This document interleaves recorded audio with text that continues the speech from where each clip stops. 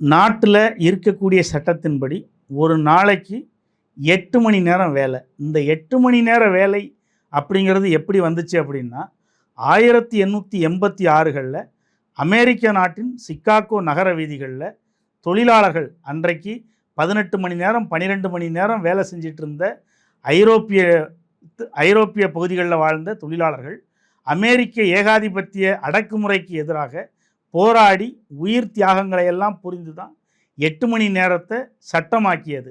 அதனால தான் நம்ம இன்றைக்கி தொழிலாளர்கள் எல்லாம் மே தினம் அப்படின்னு ஒன்றை வருஷந்தோறும் நம்ம கொண்டாடிட்டு இருக்கிறோம். அந்த மே தினத்தோட கான்செப்ட் என்ன? 8 மணி நேரம் ஒரு தொழிலாளி வேலை பார்க்கணும், 8 மணி நேரம் அவன் குடும்பத்தோட குதூகலிச்சு இருக்கணும், 8 மணி நேரம் ஓய்வு. அதுக்காகத்தான் 24 மணி நேரத்தை 8 மணி நேரமாக பிரித்து 8 மணி நேரம் சட்டம் அப்படின்னு சொல்லி நம்ம நாட்டில் தொழிற்சாலைகள் சட்டத்தில் ரொம்ப தெளிவாக சொல்லியிருக்காங்க.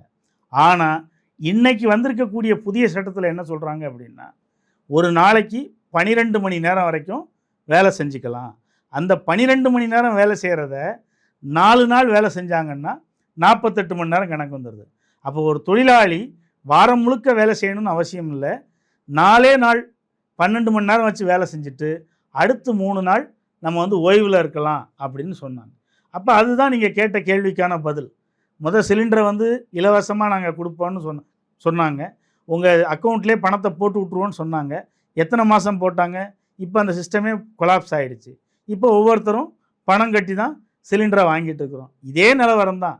12 மணி நேரம் நம்மள்கிட்ட சொல்லுவாங்க, அப்புறம் அதையே நடைமுறையில் 12 மணி நேரம் கட்டாயம் அப்படிங்கிற மாதிரி கொண்டு வருவதற்கான வாய்ப்புகள் தான் அதிகம். ஏன்னா அந்த சட்டம் முழுக்க முழுக்க கார்ப்பரேட்டுகளை பாதுகாப்பதற்காக ஏற்படுத்தப்பட்ட சட்டம்.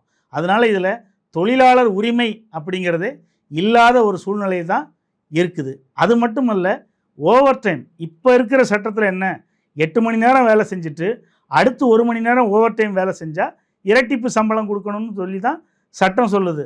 ஆனால் இப்போ புதிய சட்டத்தில் என்ன சொல்கிறாங்கன்னா, 12 மணி நேரம் வரைக்கும் ஒரு நாளுடைய வேலையாக ஃபிக்ஸ் பண்ணிடுறாங்க. அதுக்கு பிறகு நம்ம வேலை செய்கிறது தான் ஓவர் டைமாகவே கணக்கீடு செய்கிறாங்க. அப்போ 12 மணி நேரம் நம்ம வேலை செஞ்சு, அதாவது 8 மணி நேரம் முடித்து அடுத்த 4 மணி நேரம் முடித்தா தான் நமக்கு 12 மணி நேரம் கணக்கே முடிவு வரும். அந்த 12 மணி நேரத்துக்கு பின்னாடி செய்யக்கூடிய வேலையை ஓவர் டைமாக சொல்லி அதுக்கு நம்ம ரெட்டிப்பு சம்பளம் வாங்கிக்கலாம் அப்படின்னு சொல்கிறாங்க. நடைமுறையில் இதுக்கெல்லாம் சாத்தியமே கிடையாது.